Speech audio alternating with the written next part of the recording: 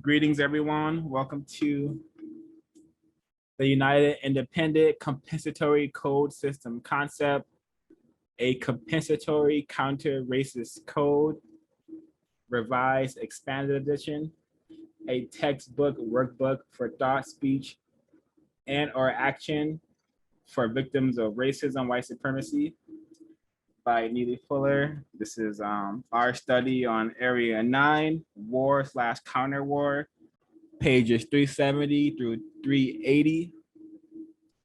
And right off the bat, I must mention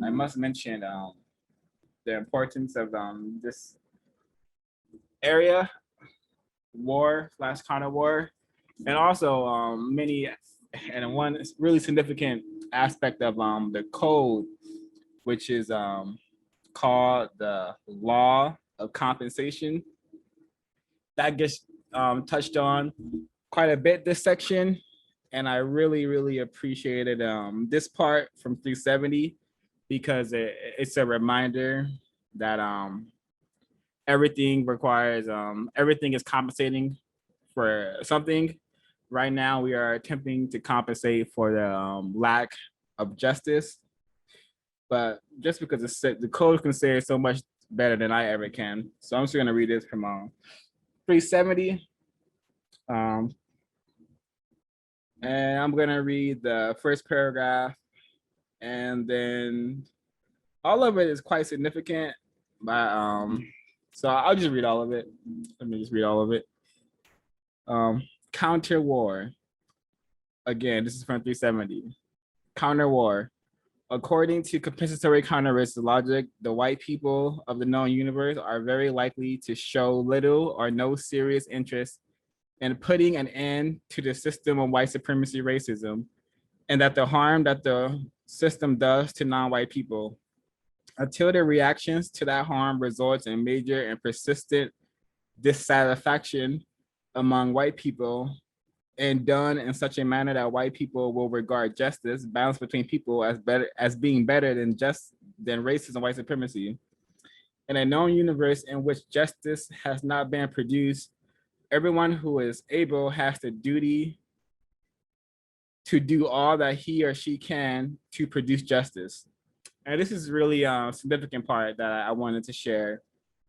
And the code states, in accordance with the law of compensation, in accordance with the law of compensatory counter-racist logic and the law of compensatory counter-racist counter-war, the white people who choose to disregard the harm that is done to non-white people as a result of white supremacy are entitled, because of their disregard, to receive the same type and or degree of harm that is inflicted upon white people. I mean, that is inflicted upon non-white people.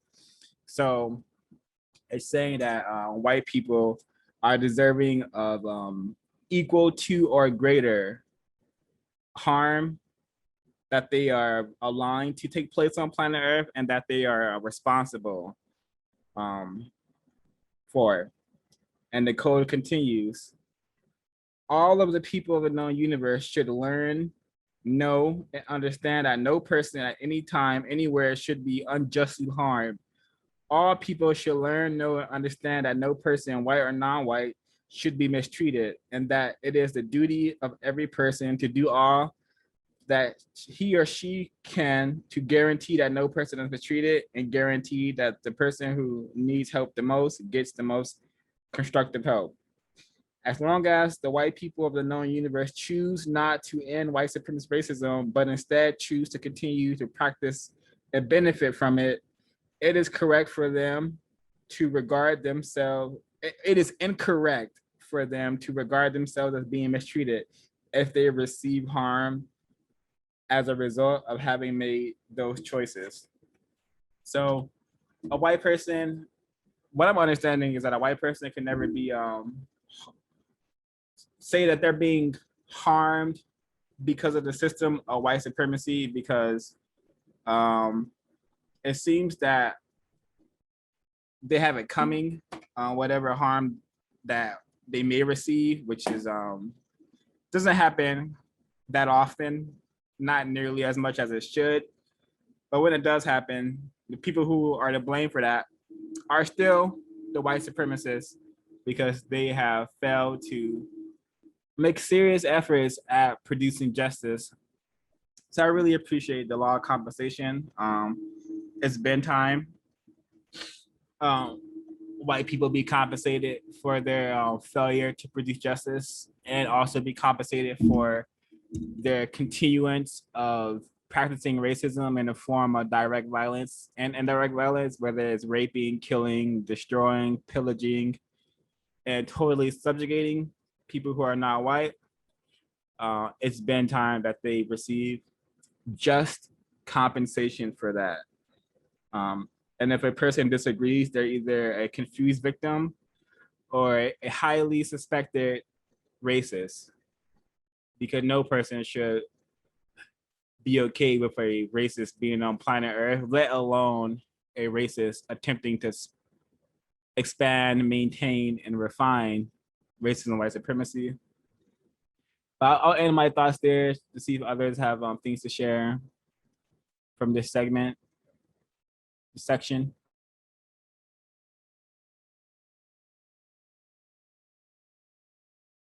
When I read this section, it kind of reminded me of Christopher Donner, the ex-LAPD officer that, tried to kind of do the right thing as far as like reporting the issues that he had, et cetera, et cetera, and the mistreatment he had got.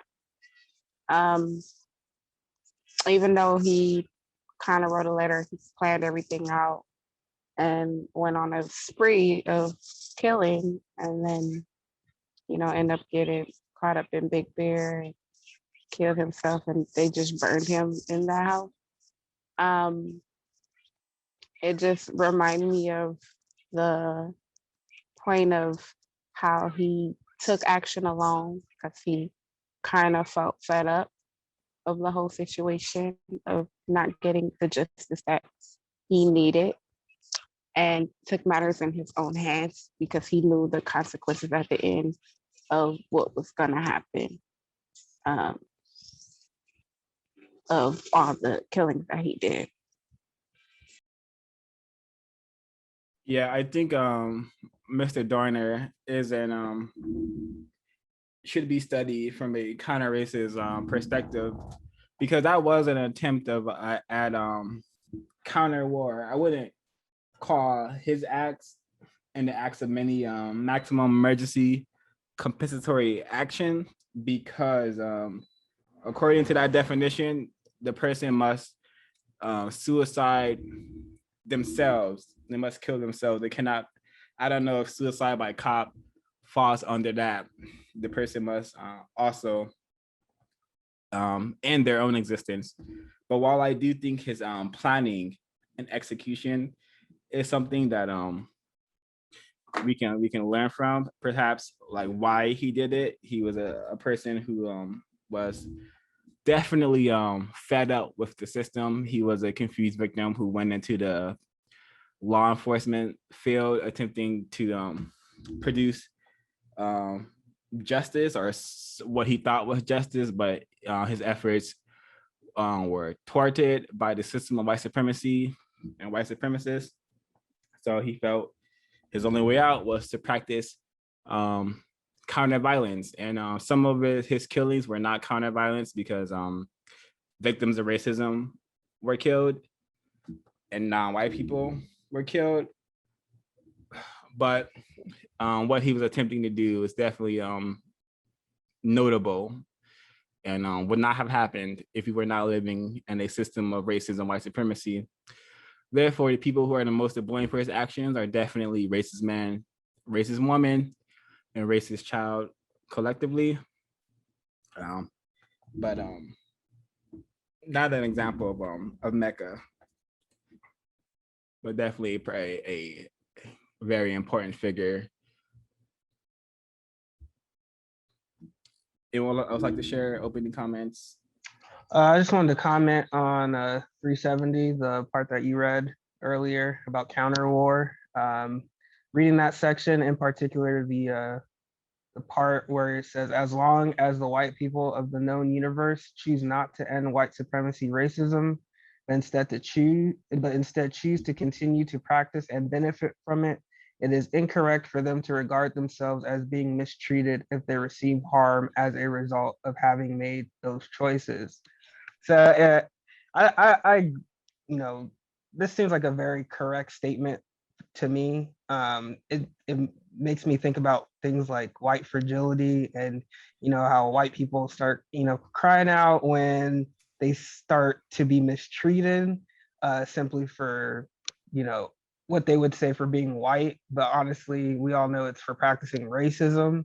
That's why that they are receiving I don't even think calling it like being mistreated. That's why they're receiving compensation.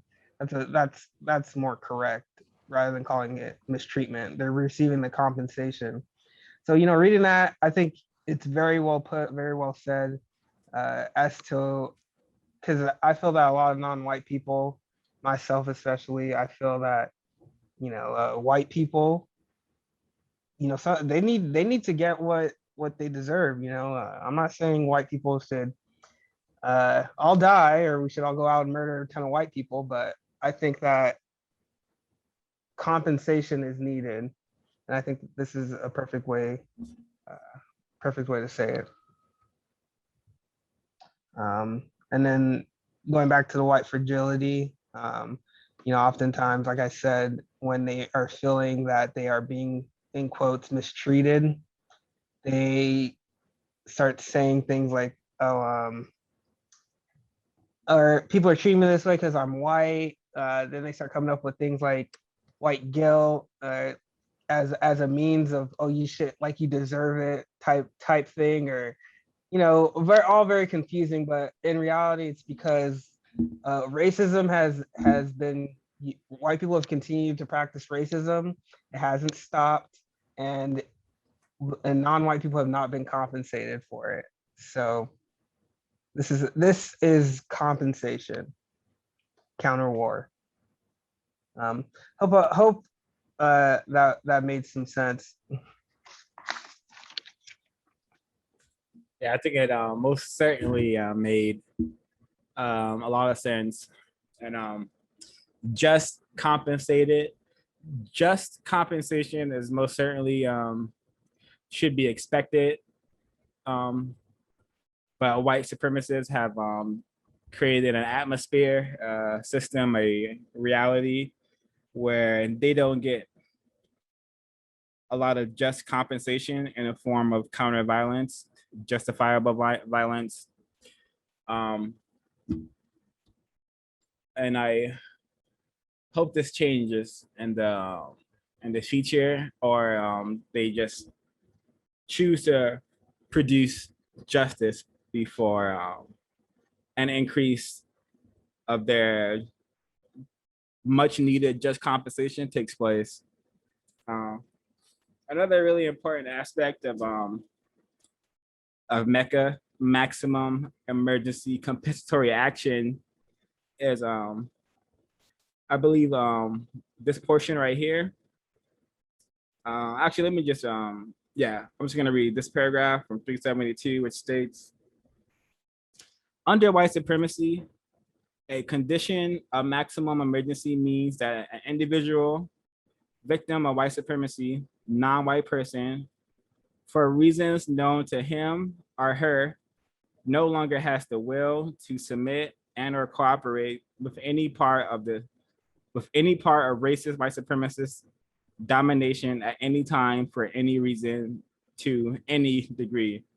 So I like that the code puts it up to the individual victim to decide when they've had reached that limit of being dominated. I believe Christopher Dorner met that limit, but again, his action was not MECA. So before we begin, oh, go ahead, Miss B. Hello, can I be heard? Yes, ma'am. Okay. Going back to was it 370? I wanted to ask everybody what is their counter racism move?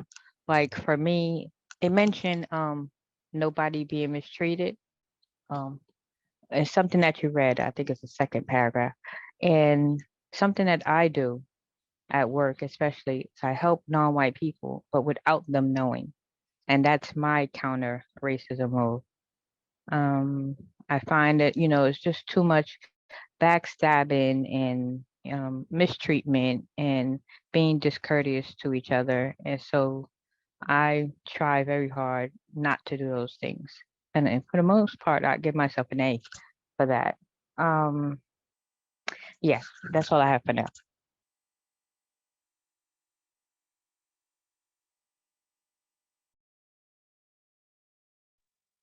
To answer Ms. B's question, I too, in some cases at work or just when I'm surrounded by associates, I tend to talk about eating, active lifestyle, diet, and how try to expose a lot of the falsehoods behind like a lot of the falsehoods behind like what goes into a correct diet and like medicine. I personally believe eating food is medicine. So eating healthy, not really taking medicine. I mean, if you need to take medicine, of course, take it. But first and foremost, always having a correct diet, and not really encouraging people to eat to indulge in some of the poison. One thing I always like to say is, I don't like to blame people if they're not able to eat healthy. I always like to put the focus back on the white supremacists. So I say, oh, I don't blame you. I blame the white supremacists for making some of those things taste so goddamn good. It's not your fault. That you can't get off of it. It's like, it's addicting. It's supposed to be like that. But always do your best.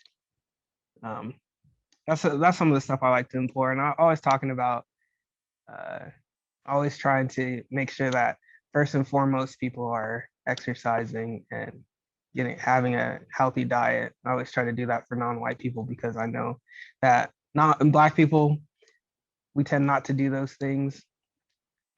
At least the Black people I've met.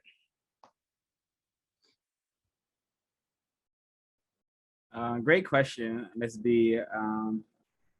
I would say one of my kind of racist moves is just because of how I'm really not around other people too much, but when I am interacting with people, white or non-white, my kind of racist move is to not forget that the white people are waging a war against Black people like myself, non-white people like myself. So I don't let people forget that. If a person is talking to me, one way, shape, or form, they're going to be reminded or introduced to the reality that I'm aware I'm in a war. I'm doing certain things about it, and hopefully attempt to get other folks to begin to do something about this war that they were born into. Yeah, but I would just say just not letting victims pretend around me. A lot of what I've understood is that a lot of pretending, living in fantasies is happening on planet Earth. People thinking that they're men and women and kings and queens and an assortment of things that we just simply are not. So if a person is talking to me, they're going to be reminded that they have a number. They got it when they were born. They came to the system as a non-white person. So I just attempt to introduce people to the war anywhere I can. And that's either constructive or non-constructive, but I think it's necessary.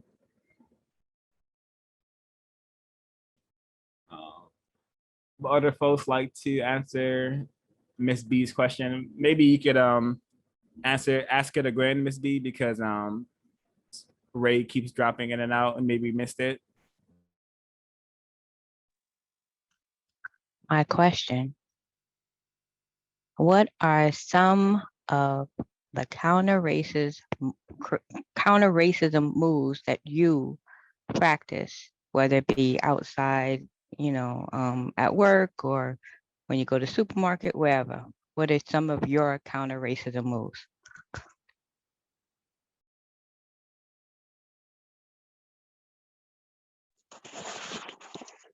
I tend to just ask a litany of questions. I came in 0526 on the part where you said that you didn't allow victims to not be honest with themselves. I'm pretty much that same way, I attempt to, without judging people, I attempt to, reach a victim where I suspect they're at mentally. And so it's really no one way to interact with any non-white person or white person, for that matter. So, each person is different. One of the things I do when interacting is talk about, well, first I'll talk about my research, because everyone always asks like, oh, what are you researching? And I talk about it, and I talk about it in a way like for me to ask them a question, like a follow-up question. So it's almost like a conversation starter to get us like at the same page, like, oh, this is what I research. And then I also talk about the books that I'm reading. And then of course, whoever I'm talking to, they show interest for 5 minutes. And then from 5 minutes, they go, oh, okay, thank you, bye-bye, I'm out of here. But that is just normally what I do.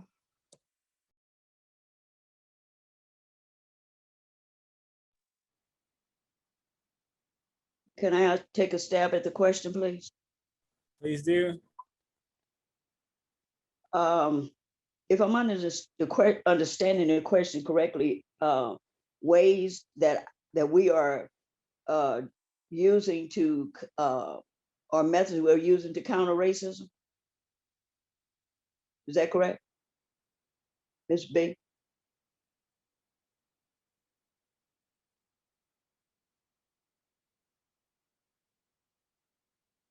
I'm assuming. Okay. Yes. Oh. What are some of the ways that you counter? What are some of your counter racism moves? Like somebody mentioned eating healthy. Somebody else mentioned, not letting non-white people pretend. Kind of revealing code. So, what are some of the ways that you count? What are some of your counter racism moves? Okay, I'm developing two right now. Not as I speak, but I'm just saying in general in my everyday on social media, is that one of the things I'm doing is I'm learning that when I interact with white people or people who classify themselves as white, is to ask them questions. I didn't used to do that before. The counter racism understanding, right, what it is and how it works.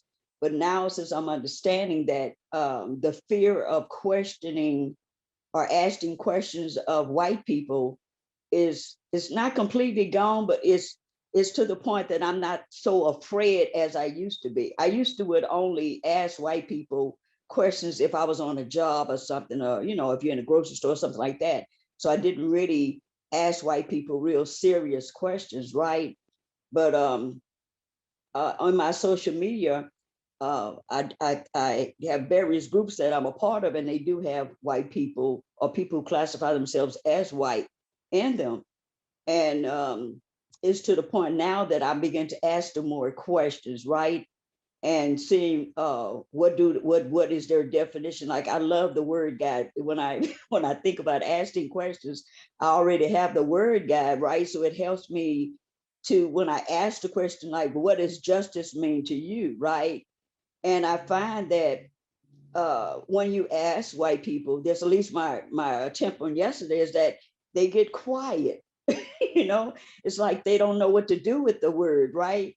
But I find that interesting because you would think that if you're in a group called not counting racism, but ending racism, you would think that they would want to know how to do it, right? So I'm finding that interesting that I'm able to ask questions more. And then another thing is that I remember when I was a Christian, that a part of our training as Christians in ministry is that we were to always go out and talk to people about becoming Christians, right? So that's another way that I do now. I'm not talking to them about trying to become a Christian, but I am talking to them about becoming the effective number, right? So we can produce justice, right? So I'm finding that easier because I just start talking about whatever they're talking about, right? And then as I'm talking about whatever they're talking about, I can slip in something about countering racism, or I can slip in a word that they've said to ask them, what does that word mean to you? And then drop a definition on it so that way they can better understand. So in my own way, I'm what you would call evangelizing for counter racism. You know, I'm seeking out people who may not realize that they're under this system or may not realize its effect that it has had on us, to reach out to those various people to see, can you get them involved in this war to replace racism and white supremacy? So that's just something. And of course, I'm working on diet as well, because I thought I understood diet. I grew up in the area with the basic food groups, right? So they were telling you that this is what you should be eating, right? And then when you look at a lot of that stuff now, you realize, and Dawn, I was really overeating in all those areas of those groups, right? Because you really don't need all of that, but that's how they get you to be a better consumer, is having you buy all of this stuff. So I'm even looking at that too. And then I'm noticing that because I am changing my my eating habits, is that I'm to the point now that I usually eat once a day. And I find at first I thought that was alarming, right? Is something wrong with me or whatever? Then I thought about it, you forgot you have started a new diet. And in the midst of this diet, it's going to have different reactions on your eating habits. So when I don't eat but once a day, I mean, I may drink tea or water or something throughout the day, but if I only sit down to eat a meal once a day and I only eat what I'm able to consume at that time. Once I'm full, I stop immediately. I don't try to keep going. I don't get the plate is still full. Like the plate that y'all saw, that plate took me 2 days to eat. You know what I'm saying? Simply because even though I fix it like that, I may not eat it that way. You know what I'm saying? It's more like presentation, you know, because I know I was going to put it online, but my eating habits have changed. And because of that, I feel different. I feel my clarity better. And I know it's because of what I'm putting in my body. So I do think that's probably one of the best things that we can do in countering too, is to take care of our health, because our health is so important, because we can't do what we do fighting this war without taking proper care of our bodies, you know, to the best that we can do. So eating and talking to other people about becoming a part of the effective number, and learning to ask more questions of white people, my 3 ways. Thanks.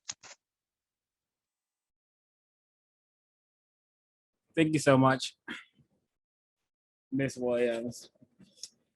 Very, very significant and important to take care of ourselves in that manner, so that we will be able to take care of the problem and potentially even take care of suspected racist and or white supremacists. So maximum emergency compensatory action. I must read the definition. of this term, of this concept, because remember, everything in this book is a concept until it has proven effective against racism, white supremacy, and I think we will have that proof once the problem is solved or white people begin to change their behaviors towards us, either for the worse or for the better. But anywho, maximum emergency compensatory action. The definition can be found on page 372. It's about an 8-paragraph definition. I'm going to read some of it, probably all of it, because I think it's very significant, and we should all understand this concept. So 372, the code states, maximum emergency compensatory action is a swift, efficient, unannounced execution, elimination of one or more racist white supremacists by an individual victim of racism, non-white person, acting openly and alone at a time and place of his or her own choosing, and after commencing such action, immediately continues without respite or surrender until he or she is forced to eliminate himself or herself rather than be eliminated or captured by others.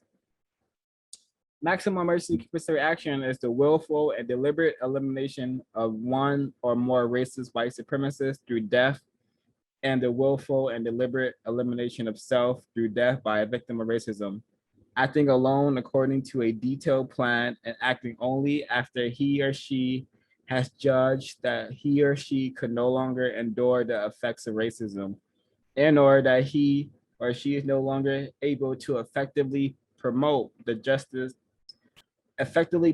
production of justice, except by eliminating one or more races and then by eliminating him or herself. I'm going to skip to 373, which states, actually, I'm going to go back to 372 and skip a couple of paragraphs. It is the only willful, deliberate, and final act of counter violence that a victim of racism should commit against the white supremacist. It is not an excuse to engage in frivolous or cowardly killing. It is not an excuse for enacting violence for the sake of violence. Maximum emergency compensatory action is the promotion of the production of justice by an individual non-white person. Under racial conditions of maximum emergency, it is the only correct form of maximum counter violence / counter war against people that is suitable for use by large numbers of weak and racially subjugated people against the universally powerful racist white supremacists over a great period of time. Maximum emergency compensatory action is a just and correct form of counter war. It helps to promote thought, speech, and or action in opposition to war. Maximum emergency compensatory action is not for the purpose of traditional profit or for revenge. It is not for traditional purposes of direct or indirect personal protection. The non-white person enacting the execution of racist also executes himself or herself rather than continue to be subject to racism, white supremacy. So I really appreciate this concept. It definitely makes a lot of sense for a person who has reached their limits of being subjugated and dominated and mistreated by the system of white supremacy.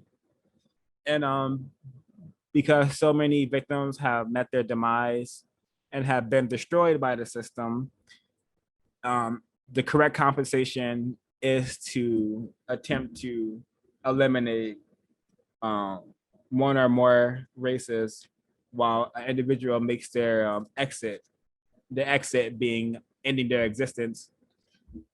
So this concept can definitely, just like if non-white people were to stop name calling, stop gossiping, stop harming each other, stop mistreating each other, that will retard the system and disrupt the system greatly.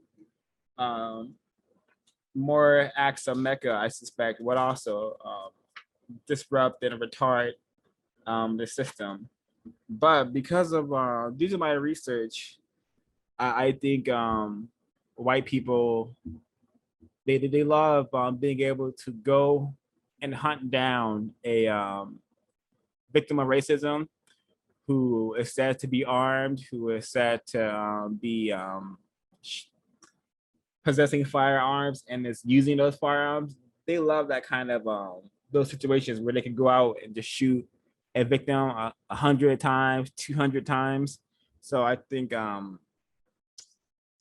this concept, if the victim is not killing themselves afterwards, it could fall right into what the white supremacists want, which is they want a big bad boogeyman to hunt down. So I think that's why the eliminating one's existence is really important.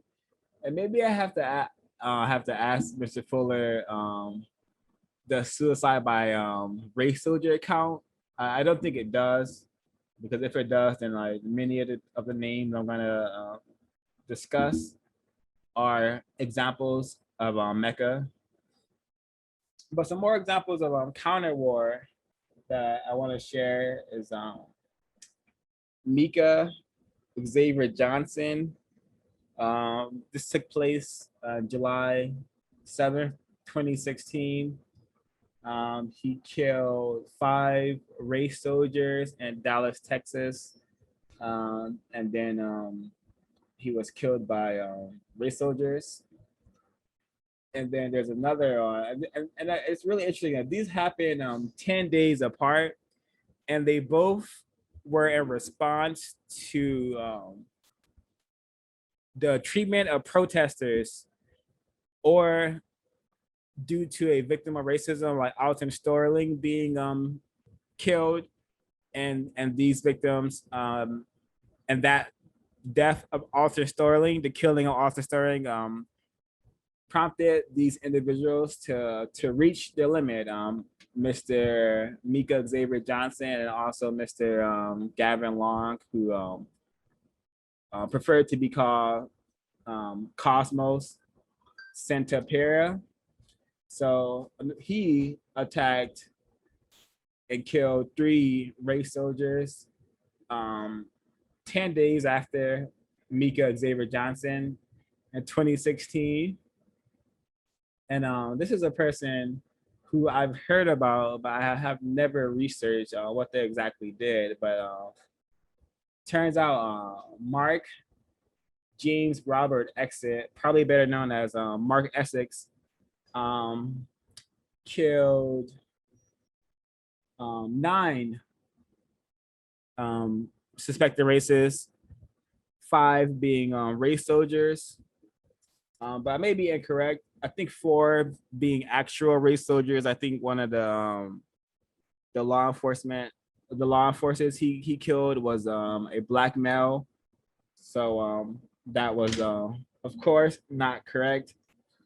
And what was really interesting about Mark Essex is that he went into a New Orleans police department in 1973, and he shot 2 race soldiers there, and then made an escape, and then later went on a so-called sniping spree. Well, where he himself alone killed about 5 race soldiers and injured about 13 others from a hotel building. And he was his attack, his plan was really well executed. He used firecrackers and small fires inside the building to create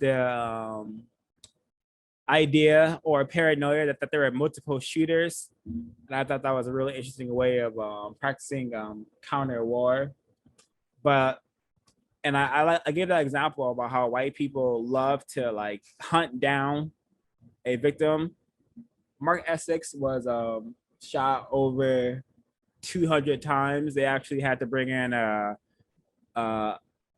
military helicopter on loan, and he was killed by a combination of police snipers and military snipers who definitely destroyed him.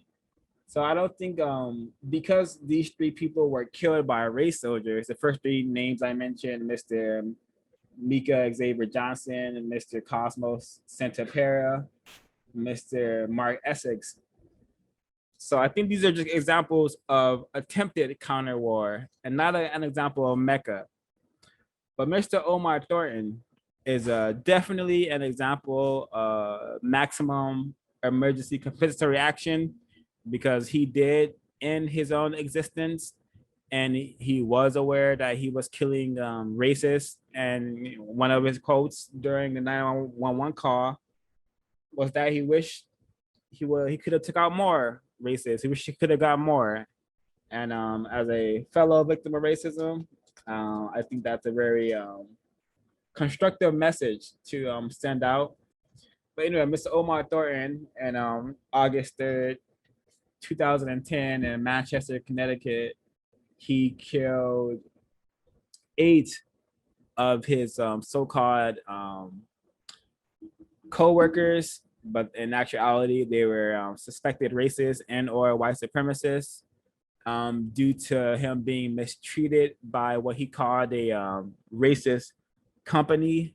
But remember, a company cannot be racist. The people who are controlling and operating within that company are the racists. So Mr. Omar Thornton, definitely a victim of racism, definitely a person who perhaps tried many things to escape the racism, because he was with a white woman. He was sexually engaged with a white woman, and that didn't protect him from the mistreatment he was experiencing. So he enacted MECA, Maximum Emergency Compensatory Action.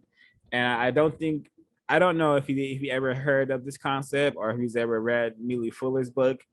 I suspect if he had, he probably had been able to solve his problem differently. But what happened. And I think it's quite,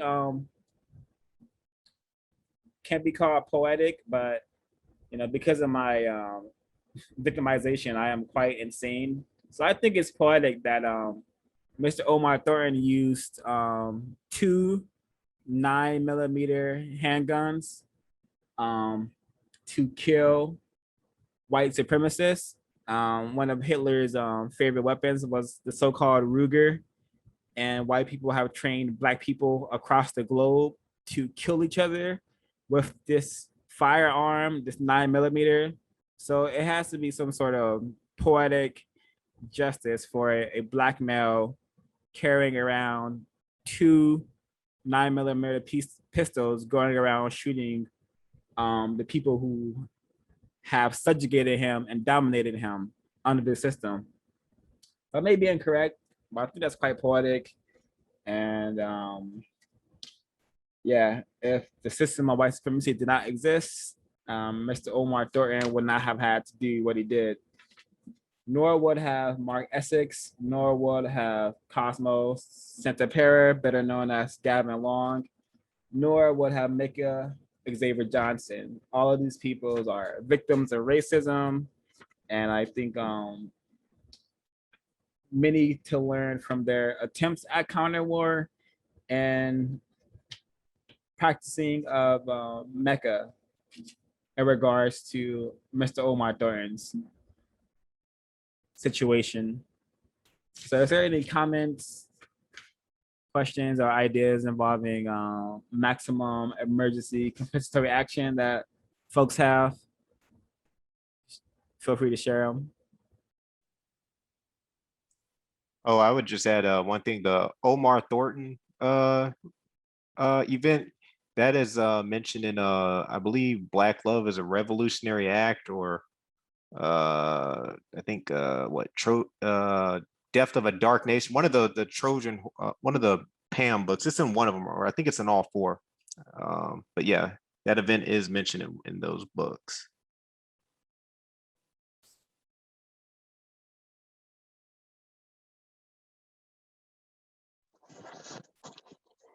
Dr. Welsing has talked extensively on that occurrence on the cows with Gus. And I do remember a broadcast with Pam on there where they were discussing that also. And they even played the recording on that broadcast also. Yeah.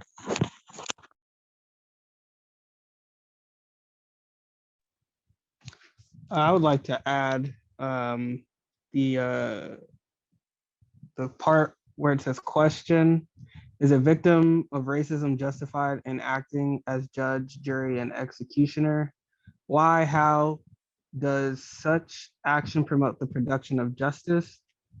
And I'm not gonna read the whole thing. I'll just pick out some of the pieces that I liked. The answer, in a social material system dominated by white supremacy racism, there are no people in the known universe who are justified in acting as judge, jury, and executioner against the white supremacists, except the individual victims of white supremacy, non-white people. The white supremacists function as the most powerful people in the known universe. They do not judge against themselves, they judge in favor of themselves by judging in favor of the maintenance of white supremacy. The white supremacists do not accept the judgments of any person, thing, or force that opposes the existence of white supremacy in any manner that is effective. That last part really put into perspective why something like Mecca is something like Mecca exists. Because when you really think about it, you have these organizations like the UN or the ICC, International Crime Court. I can't remember the acronym, but I've been paying close attention to them lately. And I was watching something today, listening to something, and they were talking about how the US doesn't have to answer to these organizations. So I understand the US as being a white supremacist organization. So when there is absolutely no power in the universe that can, judge, jury, or execution this entity, what option is left to those who are left suffering? Then I think that's where things like Mecca come into existence, because non-white people, they don't have the power to effectively stop this from happening, or hold, for lack of a better word, hold these places accountable. When they're out wreaking havoc, terror, and it's unchecked, and then you create these organizations like the UN or the ICC, which is supposed to be an international crime court. I believe that's the acronym for it.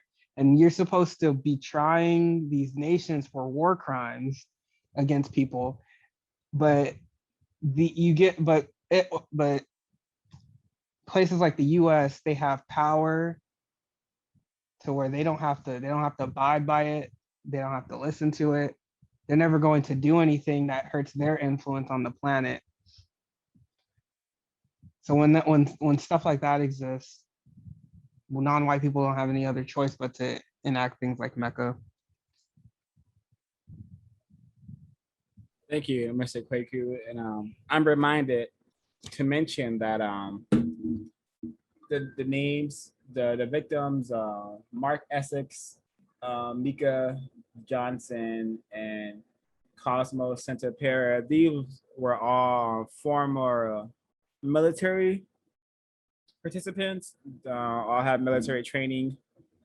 So I think it's really constructive for victims of racism to take those skills that they learned from white supremacists and apply it to counter war. I think Malcolm X said the chickens come home to roost. I think this is a great example of that metaphor. I may be incorrect though.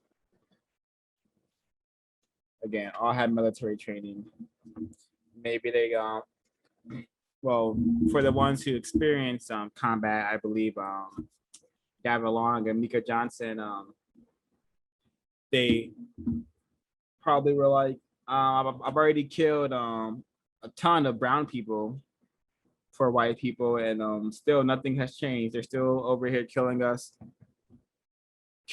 black people, non-white people in the street, like something worse than animals, like monsters or something.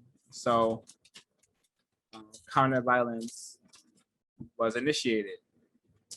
Mark Essex, I don't believe he saw combat, but he did experience a ton of racism by white people in the Navy, and that is what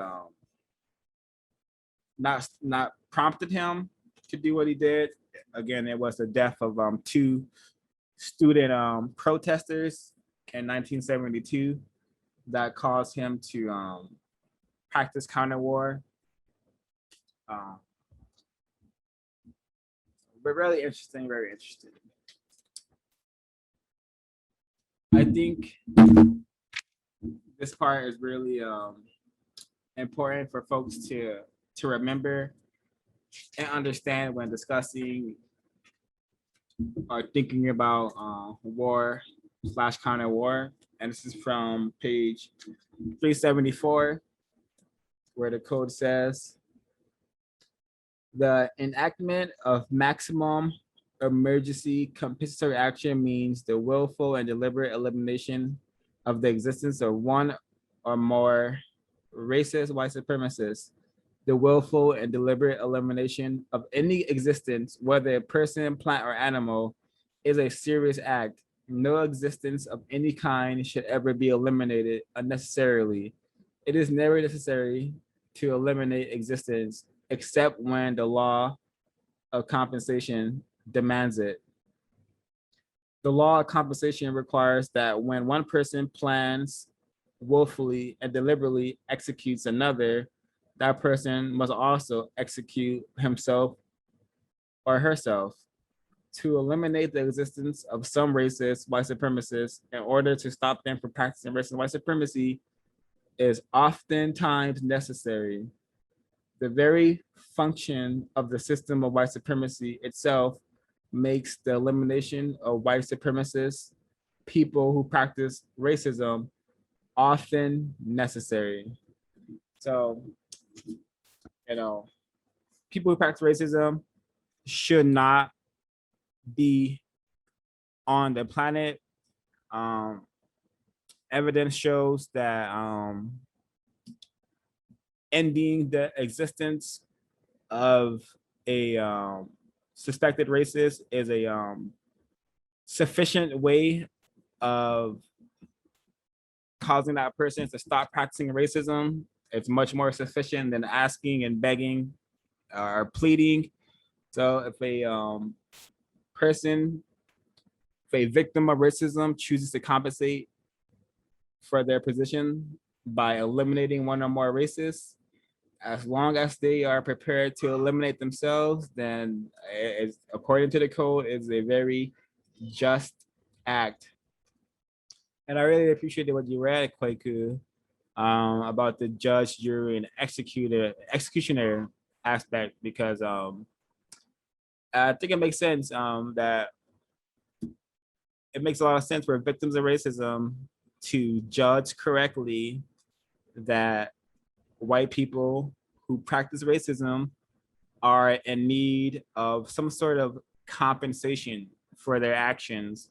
And evidence could suggest that one of the best forms of that compensation could be counter violence, counter war,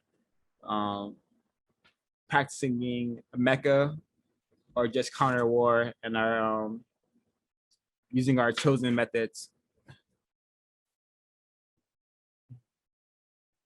I think I really like this part as well, because it really solidifies and constantly reminds us of the united independent aspect of what we're trying to do here. What is it going to take to solve the problem as a united independent force? And 374, the code states, well, first, I maybe I stand corrected. There's no such thing as a, oh yeah, we're not a counter racist counter force yet, but we hopefully with effective numbers can be a united independent force geared towards producing justice.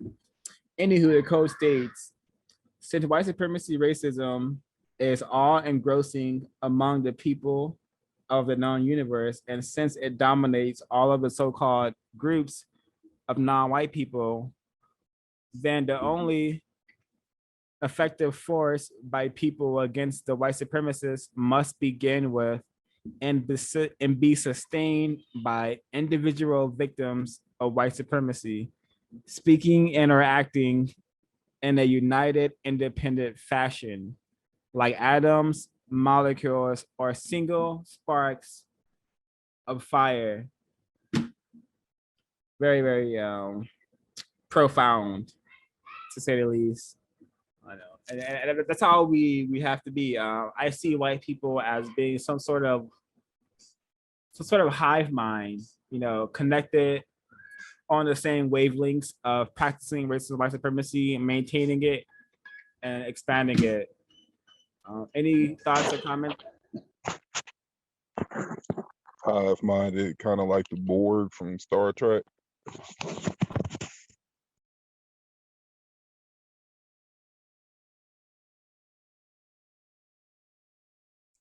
Well, I have one thing I'd like to add too. I did look through the Black Love is a Revolutionary Act book in chapter 37. That's the Omar Thornton chapter. It's chapter 37. Omar Thornton should be a wake-up call for Black America. That's the title. And it has a pretty detailed transcript of the Omar Thornton phone call too to 911. So yeah. Thank you, Dan. Was it ever explained who exactly Omar Thornton is? I don't know who that is. I may have missed it. Simply a victim of racism who committed Mecca and Connecticut, Manchester. He killed 8 suspected racists, then himself, Omar Thornton. I got the book right in front of me from Black Love is a Revolutionary Act. Here's the opening 2 paragraphs of the chapter. I can read them really quick. On August 3rd, 2010, Omar Thornton, a 34-year-old Black male, walked into his workplace fully armed and shot and killed 8 of his white co-workers at Hartford Distributors, a beer delivery company in Hartford, Connecticut. The reason, in the words of Omar Thornton, you probably want to know the reason I shot this place up. They treat me bad over here, and they treat all the other Black employees bad over here too. So I just take it into my own hands, and I handled the problem. And that's the first 2 chapters of chapter 37 in Black Love is a Revolutionary Act, and that should answer the question. Certainly does to me. A victim of racism best describes Omar Thornton. So I see white people are like, they have their code and they're really about their code. Their code is their white code of practicing racism, white supremacy. It's their God. It's their religion. It's everything they hold dear in their mind, hearts, and psyche. So this is how we have to be. We have to be individual atoms, molecules, but a part of a organism that wants to survive. We have to be tiny atoms in a singular organism that wants to survive and solve a problem. We have to do this individually. So I really like how Mr. Neely Fuller, has phrased this in his code book.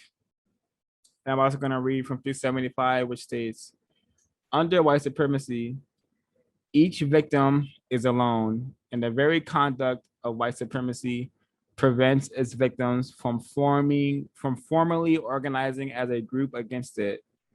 This leaves only the individual victim of white supremacy as the only directly self-sustaining opponent of white supremacy.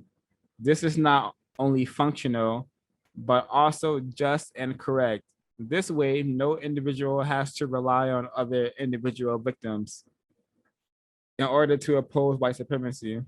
In effect, this is self-reliance in its basic form, and is the basic essence of compensatory unity for a racially subjugated classification of people. So every victim is alone. We should not. I really like this part of code, the self-reliance, being able to rely on solely oneself only should be all the comfort we need and doing what needs to be done. We should not be waiting on anyone to show up in a suit, talking cute, any white person to show up in a cute, talking cute, or anyone for that matter to show up and solve this problem. We all have to be that person who is trying to solve the problem, making sure white people are solving the problem. And that can best be done by everyone becoming self-relying. It can't be self-sustaining because you needed white people in all areas of people activity. But you could definitely rely on yourself to do what you can to change your thought, speech, and behavior to compensate and counter this problem that we have called racism and white supremacy. I have a question. So when speaking about Mecca, in the basically what qualifies you as committing Mecca, it would be to have only what's the word I'm looking for? Eliminated those who would classify themselves as white. So do you think those who have committed Mecca would be considered not confused about racism? I would say that people who have committed Mecca while knowing it was Mecca are perhaps the people who are less confused, but Mr. Omar Thornton seemed to be very confused about racism and white supremacy because he was in bed with a white woman. So no, I think it's incorrect. I think that because many people may commit Mecca without ever having an awareness that this concept exists. Does that answer the question? Yes, it does. Thank you. If anyone else wants to share, please be my guest.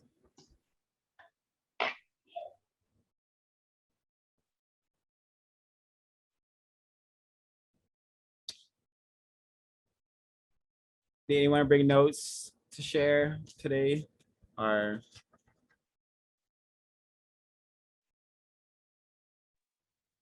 I wanted to comment on another part where it talks about the degree of pain. It says, question, what is meant by the term degree of pain? How much pain should a victim of racism feel and or tolerate? What is the correct measure of suffering for a victim of racism before he or she enacts maximum emergency compensatory action? Answer, the degree of pain felt by a victim of racism as a result of white supremacy is known to no other person than the person who feels it. It is therefore correct for a victim of racism to enact maximum emergency compensatory action only if that degree of pain is unbearable to that person for a prolonged period of time. Before it is correct for a victim of racism to enact MECA, he or she must do everything that he or she can to seek justice by repeatedly requesting it and constantly attempting to work to produce it by all other logical and correct means.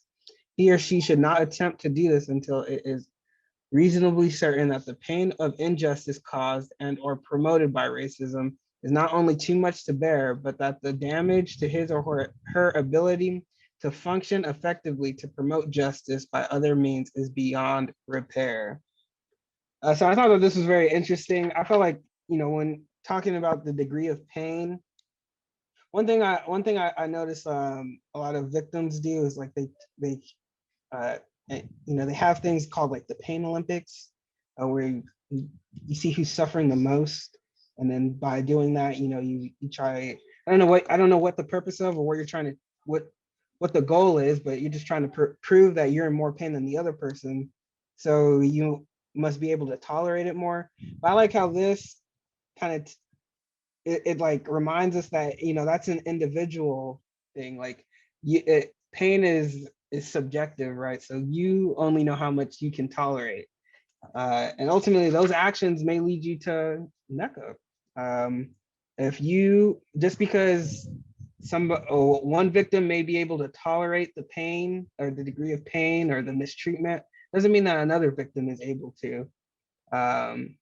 It just seems like Neely Fuller has really thought about these candidates or this MECA quite quite thoroughly. I think that under a system of racism, white supremacy, Neely Fuller must have known that this was bound to happen and that these individuals were going to be out there. That's it.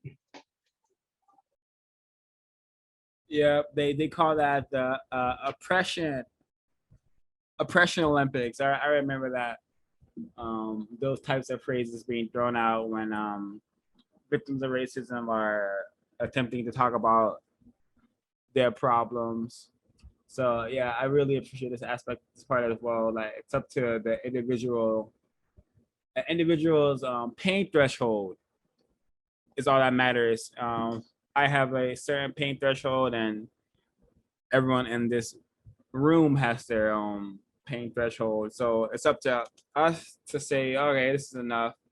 I've had it up to here, and then do what they think is the best course of action to counter and end that pain for good. I really like the constant reminder that maximum emergency compensatory action is a promotion of justice. It's attempting to make up for the lack of non-just and the most in a very, very serious, effective manner. Because you're saying to the white supremacists that know that your existence, no existence, first of all, is worthy to is deserving, I should say, is deserving to be in the state of domination. But you're saying to the white supremacists that I am correct thinking enough to eliminate the enemy, which is the racist man, racist woman, racist child, or eliminate the enemies and also take myself out of the equation so I could no longer be subjected to this torture, this mistreatment that white people have going on 24/7. And a piece of code that says this much better than I am doing right now, it can be found on 367, which states, maximum emergency compensatory action is a promotion of compensation for the absence of justice. When maximum emergency compensatory action is enacted, it is to help make up for and or to help produce that which is missing. That which is missing is justice, balance between people, because racism, white supremacy promotes injustice. One of the basic values that is missing in the known universe that must be promoted by the victims of racism is justice. Justice is the only value that compensates for injustice, non-justice. Maximum emergency compensatory action is a maximum emergency means of promoting compensation for a lack of justice. This means that it is enacted to help promote balance between people by causing the racist white supremacist to be level with his or her victims, non-white persons, through the medium of non-existence for both. So yeah, it's one of the very, if not one of the only ways to put racist man and racist woman and racist child on the same playing field as us is by getting that temporary power, immediate power, I think is what the code calls it, the immediate power to control a person's existence by choosing to eliminate it is one of like makes a lot of sense how we can be on the same playing field for those for that moment in time where we are eliminating a racist or suspected racist. It makes a lot of sense to me. You know, if we are going to use our immediate power to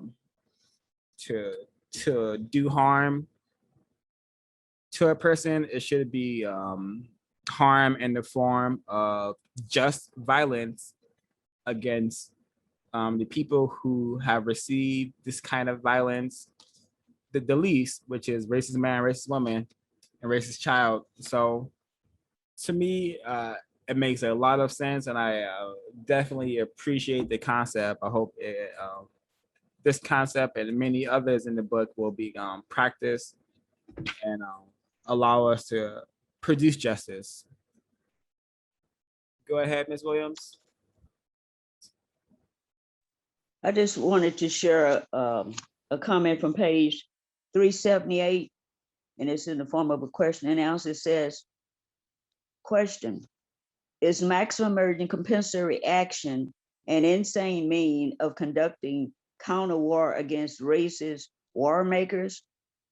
Answer, all killing of people by people is the result of insane teaching and conditions, but under current conditions, white supremacy, maximum emergency compensatory action is a forlorn and final way that an individual victim of racism can oppose war, and some of the war makers, when some ways have not proven effective, and at the time most needed. Maximum emergency compensatory action is the most honest method of being counter violent to express many quickly, and effectively the concept that is used in the violence by one person against another for unjust reason or objectives, but result in waste of both rather than profit for either. Maximum emergency compensatory action is one of the most explicit, functional, and deadly statements against war and injustice. So I just found that interesting how he stated that. I mean, Yeah, I actually appreciated the sound logic that emanates from those passages. It makes so much sense. You know, killing has been made such a non-serious act. You know, some people kill every single day, whether it's for fun or glory. They do it every single day, and the way that the code approaches the act of killing is very serious, and it's has a constructive purpose. And the mecha concept, the purpose of killing is to promote the production of justice and the elimination of racism, white supremacy. There's very few acts of killing, if any, on planet Earth that serves that purpose of producing a system of justice. So yeah, counter races, counter violence is desperately needed on planet Earth, because it seems to quote Mr. Cosmos Centopera, blood and revenue is what seems to be what the white supremacists care about. And so these words and asking for a system of justice seem to be doing very little. So maybe counter war, counter violence is more needed. I may be incorrect though. And I really like the aspects on can Mecca cause chaos, or is Mecca a form of terrorism? And I'm gonna just read what the code says about it, which can be found on 377. And the code states, question: will the enactment of maximum emergency compensatory action by any victim of racism who chooses to employ it cause chaos? Answer: no. No victim of racism can, by employing maximum emergency compensatory action, cause chaos among any people, white or non-white. The people themselves, both white and non-white races and non-races, decide what the relationship between people will be after an enactment of maximum emergency compensatory action. If there is chaos following the enactment of Mecca, it would be because the racist white supremacists willed it so. The white supremacists are the only people who are powerful enough to cause or prevent chaos among the people of the known universe. The victims of white supremacy should not concern themselves with the possibility of chaos. They should concern themselves with the production of justice. And the same measure of values, injustice and chaos are one and the same. So very significant. We live in a terroristic, chaotic place full of suffering and misery. So the chaos is already here. The confusion is already here. Mecca is intended to diminish and or put an end to that confusion and that chaos that the system of white supremacy produces 24/7. And in regards to terrorism, again, racism, white supremacy is the greatest form of terrorism ever to ever exist on planet Earth. But the code says, question: how does maximum emergency compensatory action differ from terrorism? Answer: terrorism is any unjust act that is basically intended to frighten people. Maximum emergency compensatory action is intended to stop one or more people from practicing racism, white supremacy. By terminating their existence, maximum emergency compensatory action is not enacted for the purpose of causing people to be terrified. It is for the purpose of helping to produce justice. A maximum emergency compensatory action is not for the purpose of having a person be remembered as a hero or heroine. And the counter war against racism, white supremacy, it is not for the purpose of showing off. It is not for the purpose of expressing hatred for the people who practice racism. It is not for the purpose of showing how skillful one can be and enacting counter-racist counter-violence. The basic purpose of an act of maximum emergency compensatory action and all of this insanity is to help produce justice, balance between people, by having the results of a cruel, insane, and unbalanced system. White supremacy began to compensate itself for its cruel and insane existence.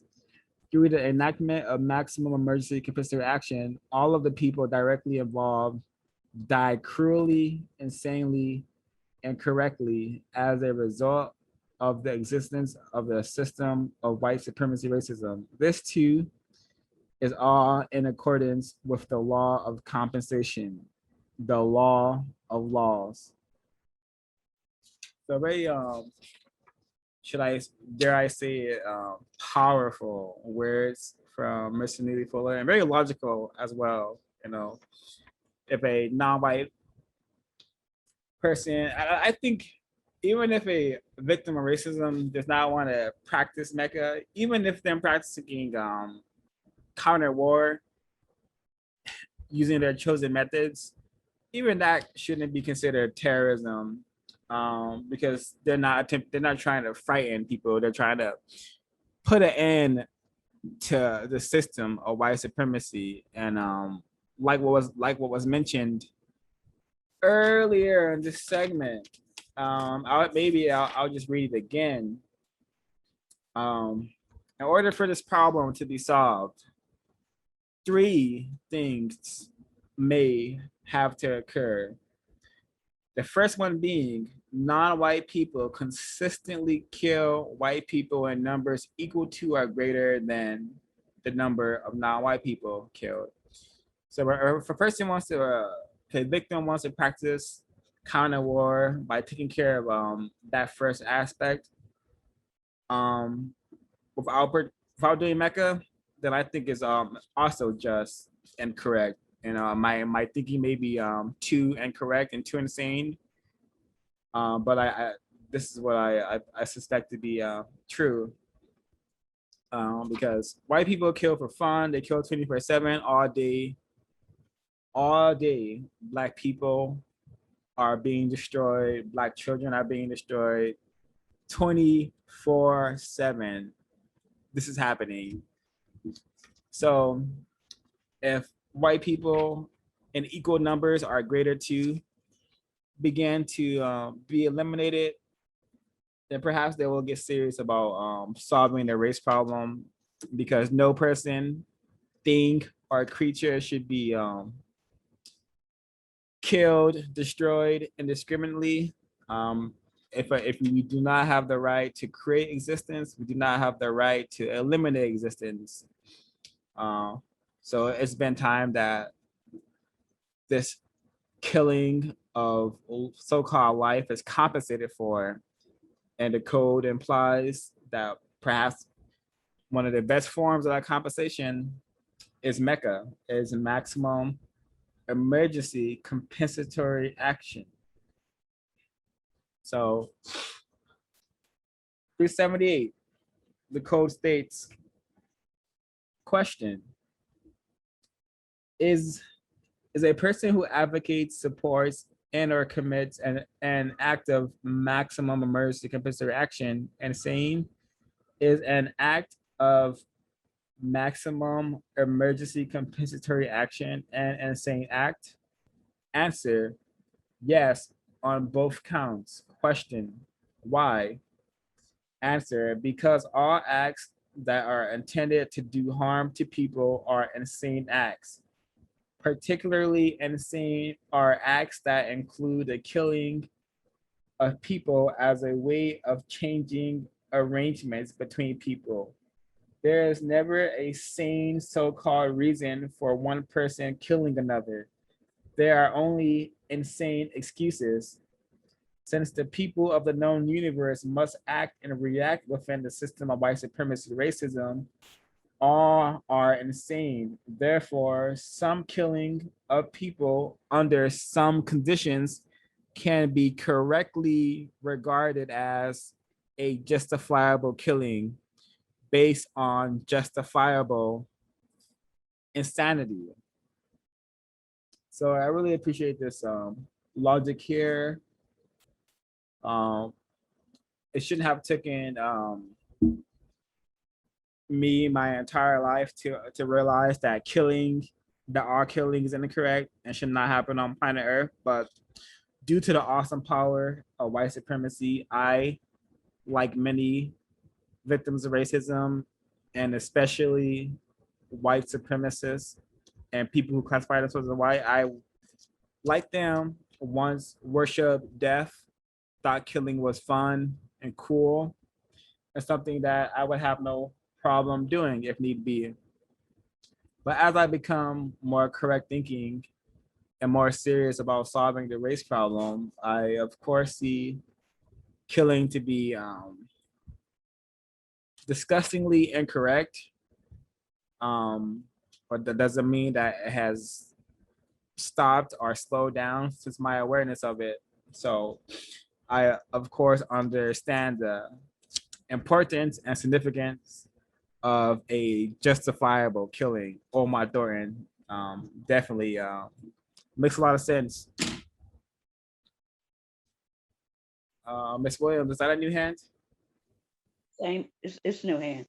I wanted to comment on that, what you just read on 378. I was gonna say that, but you said it for me, which is good. Now, I would look at it as to the point that because both of them are insane acts, right?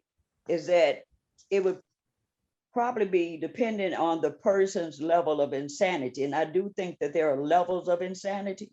So, as I look at it, I would think, and I would hope that I wouldn't have to enact emergency omega, rather. I would hope that I wouldn't have to, but I can't say for sure because I don't know what level of insanity I might reach. And it kind of reminds me of the song about Don't Push Me because I'm close to the edge, right? So based on that, it would depend on how much that person would have to endure to take them to that point. But I would hope that I wouldn't have to reach that point. But I can't say with 100% accuracy that I wouldn't reach that point, right? Because I don't know how much more that we are going to have to endure in this system before justice is produced. But I'm just going to hope for the best that for those that feel that they have to do that, and that's their only way to do it, then that's what they do. They, they're welcome to do it. But I would think not, because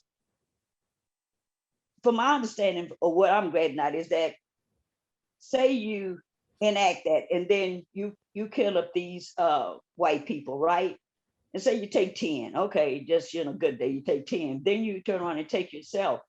Now, to me, I don't see justice being served in doing that, but the person who enacts that may see that as a form of justice because you got 11 people gone and justice still ain't here, right? So to me, it would be you deciding if that's for you or not. Now, to me, I would think not, because if killing 11 people would bring justice, I would say yes. But if killing 11 people and justice still not going to be here, I would think not. But that's just my personal opinion, and I could be wrong, but that's just how I see it. I'm mute. No, you're very correct. It's not my place to tell the story, but I believe at once point this concept had the word justice somewhere in it, and Edward Williams communicated to Neely Fuller Jr. that it's not justice, no matter, it's not, if one person cannot have justice without the other. So then I heard the concept was changed to maximum emergency compensatory action. So, but I totally understand your logic, Ms. Williams. Yeah, and yeah, your thinking is very sound and correct to me at least. Yeah, but that's why I say that it's not justice, it's compensation, and a individual victim who is enacting Mecca is compensating for the violence they have been subjugated to, the violence that the people who are like them have been subjugated to and met with. They're compensating for that by giving that violence to white people. That's my understanding of it. And yeah.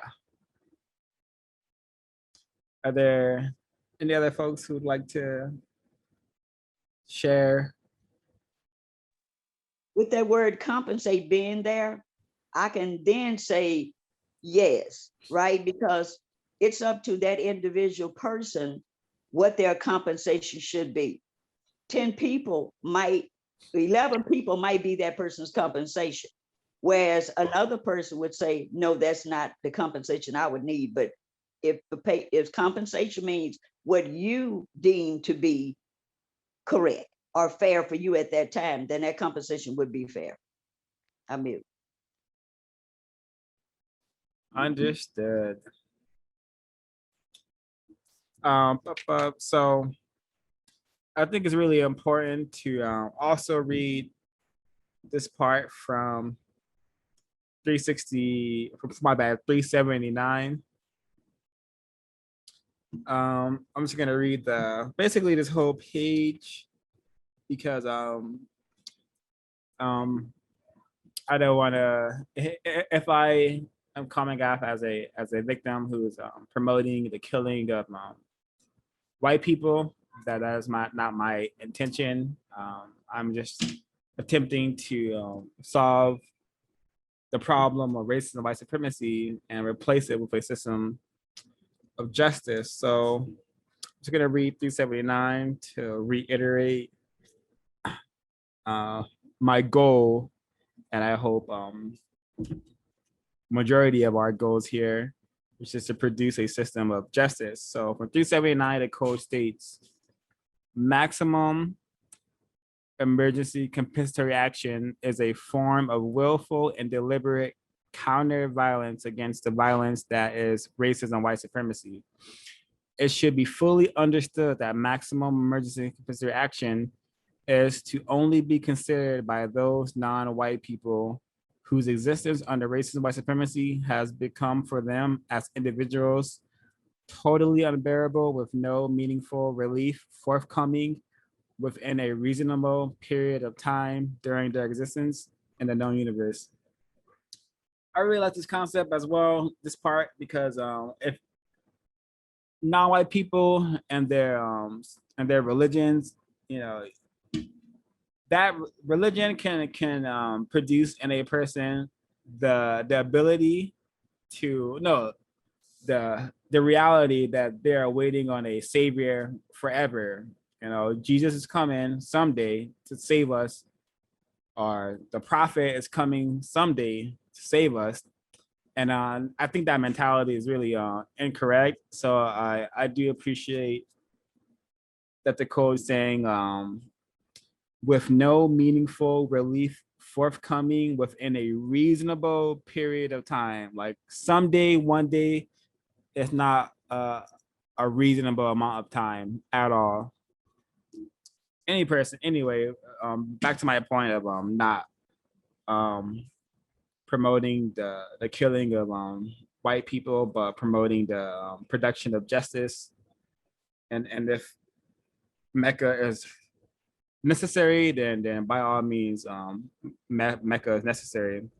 So continuing from 379, no person should willfully seek, find, and deliberately end the existence of another person without ending his or her own existence. Eliminating one's own existence after willfully and deliberately eliminating the existence of another person is correct. Such an act makes a person sincere in his or her belief in justice and in his or her regard for the value of existence and non-existence.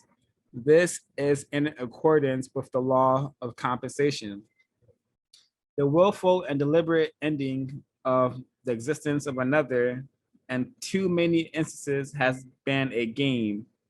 Some methods of making war are oftentimes referred to as war games. Fighting and killing has in many ways been treated as a sport and entertainment. To seek, find and willfully and deliberately put racist or suspected racist to death, and then to surrender to captivity by racist, suspected racists, or the victims of racism recruited for such purposes, it is not only unjust and incorrect, but defeats the purpose of taking counter-violent action against racists.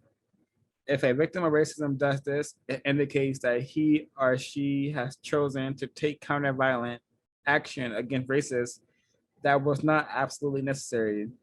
It indicates that the person engaging in such action was making a temporary protest rather than engaging in an emergency act of maximum necessity. Such action is unjust. So the person who's doing Mecca, no capture, no retreat. Death by oneself is the only way to successfully enact Mecca, maximum emergency compensatory action. And Mecca, that term, Mecca is not used in this book at all. That is just how I am shortening it, because saying it so many times can be quite tiresome. So just to clear that up, Mecca is not mentioned in this book. It's the term maximum emergency compensatory action. I'm just calling it Mecca for short. Any thoughts, comments, questions before I continue? Yes, as far as, victims feeling like their pain of racism is greater than other victims, is that kind of why other victims is more blissful to the ignorance of racism, because of their experience is not as greater as the other? If that makes sense, it's more mild as opposed to somebody else that is subjected to it. Like, I could probably say my brothers probably deal with it more compared to me. That doesn't mean that I don't deal with it. It's just their pain is more worse than mine. If that makes sense. Are you asking a question, Ms. Johnson? Yes, if that's why people are more ignorant or easy to stay in a blissful space because of the pain they endure of racism. Well, on top of the pain that racism inflicts on its victims, it also produces retardation and a tremendous amount of confusion. So I would say, while a person's pain may be a reason why they're unable to develop the awareness that they need to counter the system, while that may be possible, that the pain has prevented the awareness, I think logic will suggest that it's mostly the confusion that is produced from the system that makes people not want to counter it, not want to think about it. I think it's more of the confusion in combination with pain, let alone the pain. Because I before reading this section, I didn't even I wouldn't refer to my condition as being painful. I would call it some sort of like mental anguish, some sort of torture, and torture for sure. But I wouldn't reduce what I'm experiencing to a mere to calling it pain, while that may be a correct term for some to use. But for me, not quite. Others like to take a crack at the question.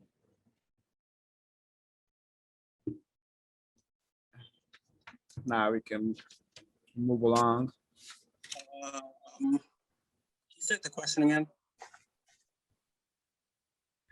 Because of the pain that other victims go through that is more severe than others, is that why victims that doesn't have as much pain as other victims of racism can be ignorant or blissful to the racism they're objective to.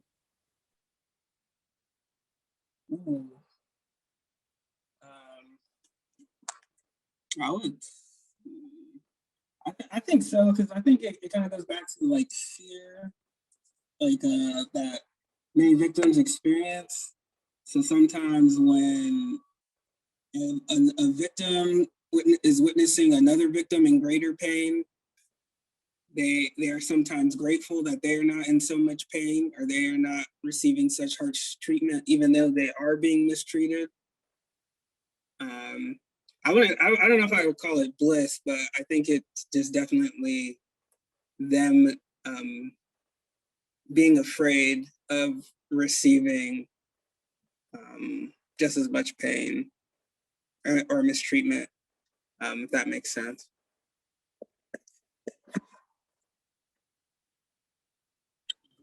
Go ahead, Ms. Williams, and then Mr. Ray. Okay, I would say that people's level of sensitivity to things can differ, and it would be based on what their environment and what they're dealing with. Now, I was looking at, like, I've never really grasped the idea about these video war games. I've never grasped that. Even as a grandparent, I never bought my children or my grandchildren war games as to play with. Okay, and I came out of the Head Start program. Well, we didn't even allow children to even have guns in the Head Start programs, right? We would there are many toys there, but guns were not there. We never allowed that. So it was like, to me, you're promoting violence, right, by introducing children to guns and various things. So I never grasped the idea of the video games being used as a form of sport and entertainment. So I see that a lot of not only non-white males, but white males as well, they really get a kick out of these war game videos. And to me, that's actually desensitizing you as a human of taking life, you know. And if you're playing a game, right, and in this game you may start out just shooting at airplanes, right, and you say, oh, well, that's not too bad, right there you're shooting at airplanes, but there are people in that airplane, right, and that when that airplane hits those people that are in that airplane, they die, right? So it's like we are being desensitized to killing itself, right? And kind of glorying in it, if though it's something fun or it's something we should accept. I remember too that when we had cowboy movies years ago, which you still have today, but back then you had more, and the white people were killing the Indians, right? You know, and people gloried in that. I remember watching the program, and I thought that's what they're supposed to do, just kill them. You know what I'm saying? Didn't think about what is the Indians doing that they should be killed.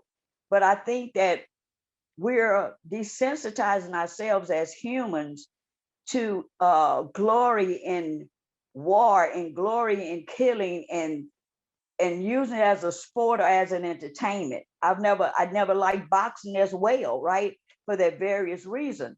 Because why do we want to harm another individual? And then as we harm them, we glory in it, or we laugh about it, or we say, oh, well, I won over that. But I'm not saying maybe there are no women who like that, because there probably are, but I just think that that's kind of more of a male thing, and they tend to think that's a part of their malehood to do that, you know.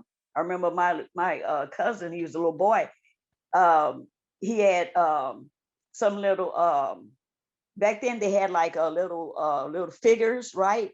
And he had some army men, and he would always like to play war. Now he ended up later joining the Air Force. I mean, not joining the Air Force, but joining the service.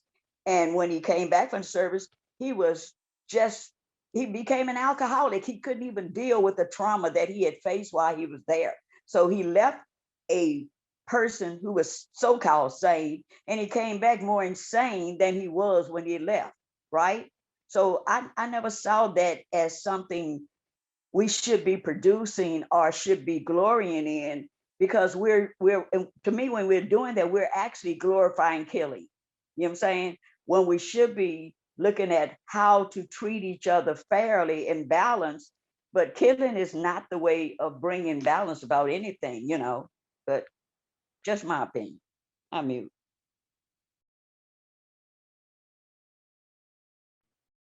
Excellent, Miss Williams. Go ahead, Mr. Ray. Yes, if I recall correctly, the young lady asked what her question was in regards to confused victims and happiness. And I suspect that the more informed you are of racism, white supremacy, the less happy you'll be. And also, if I can recall correctly, in the code, Mr. Fuller speaks of happiness coming in sporadic bursts, not lasting very long. And I find that to be correct.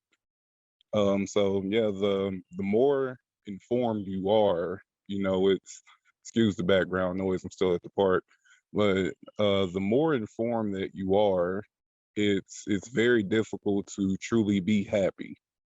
And when you do find those sporadic bursts of happiness, it's usually when you're doing something constructive, something towards the production of justice. So I'll mute.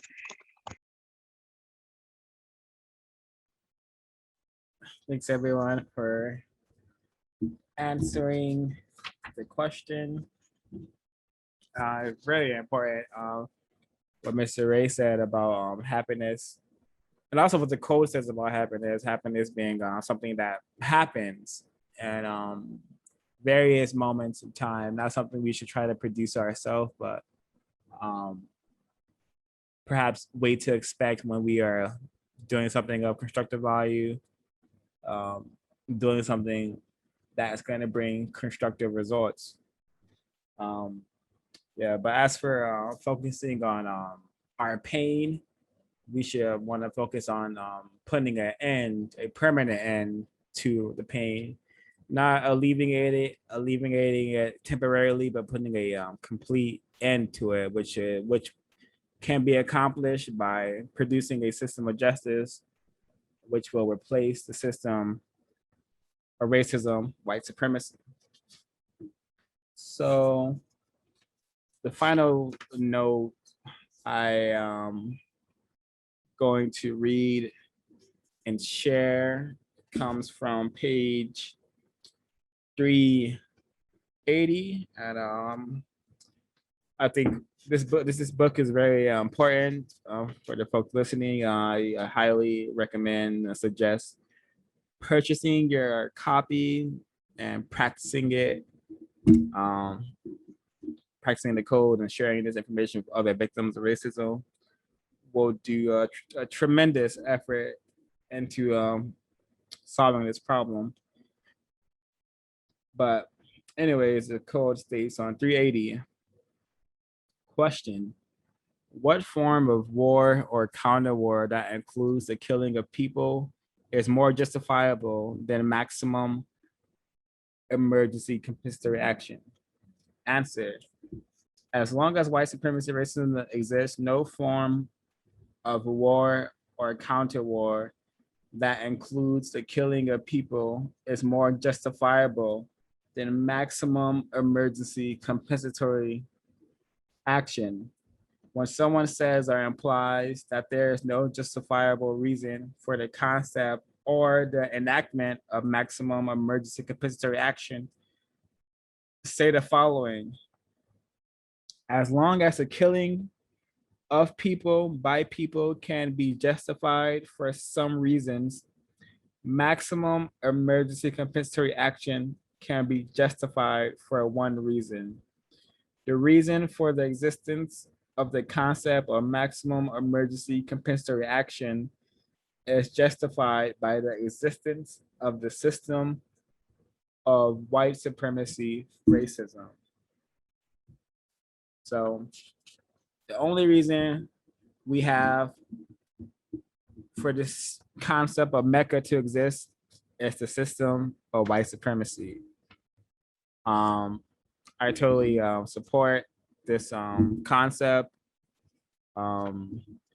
Hopefully, my limits are not reached anytime soon, if ever that I am prompted to practice Mecca.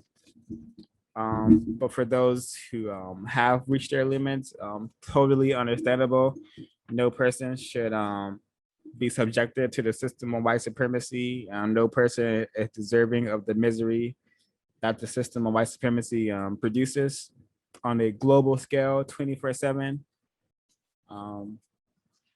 Yeah, that concludes my my notes minus closing comments. I'll leave room for folks to share and comment if they have anything to share and comment before we get into closing comments.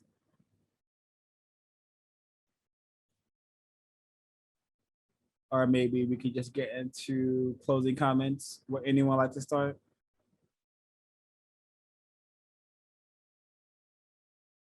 Yes, my closing comment is for the Mecca.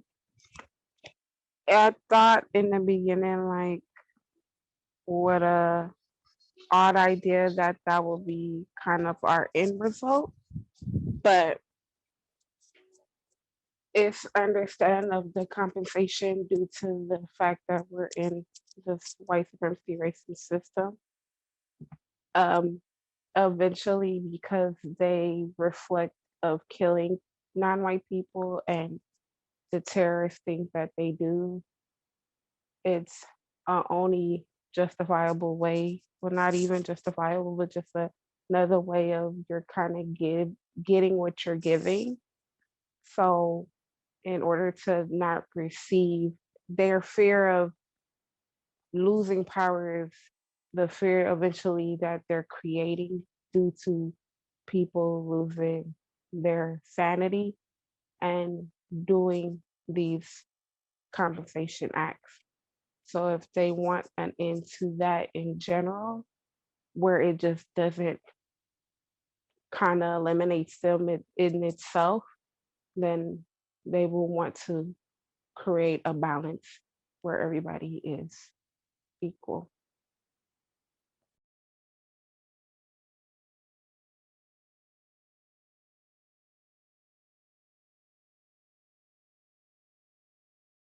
For my closing comment, Mecca, since it was very much the topic of discussion today, it's talking about Area 9 war, or sorry, yeah, Area 9 war. The only reason why something like this is necessary is because of the existence of racism, white supremacy. And until the system of racism, white supremacy has been replaced with a system of justice, I think it is correct to expect instances of maximum emergency compensation action to continue and to be justifiable. That's all for me. I thought this discussion was very informative and very constructive. I'm looking forward to the next discussion. Thank you.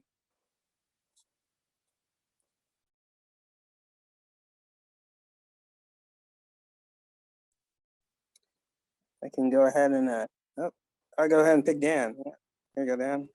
Okay, my closing comments in regard to the pages we covered. Mecca is something that takes place sometimes, and the usual suspects do a good job of covering these events up. So the names you mentioned here, definitely go research them and make sure you save an article on them because they do a good job of making sure these names don't get out. So that's my closing comments.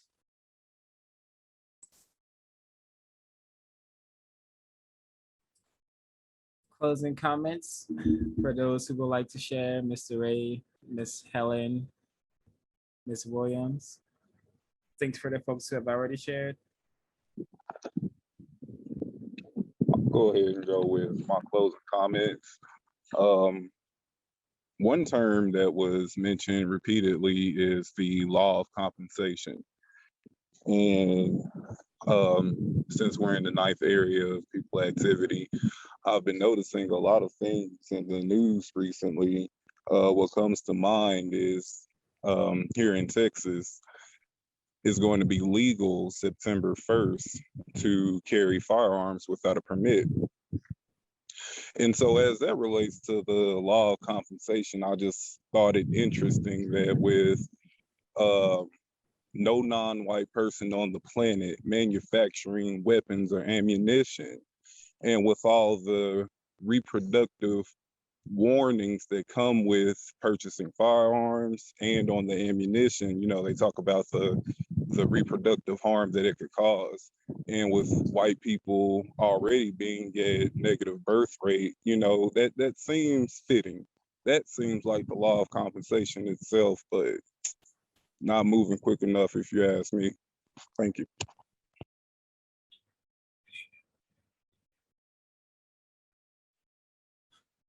Agreed.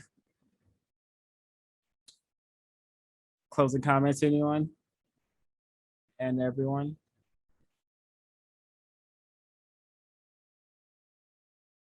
Miss, there we go.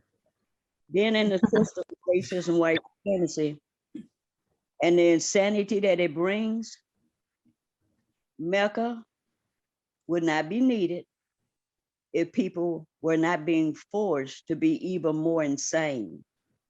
So because we are insane and becoming more and more insane day by day, because of the mistreatment and the abuse that's being done, that even if we don't want to see Mecca, it's gonna be, because insane people do insane things. I'm mute.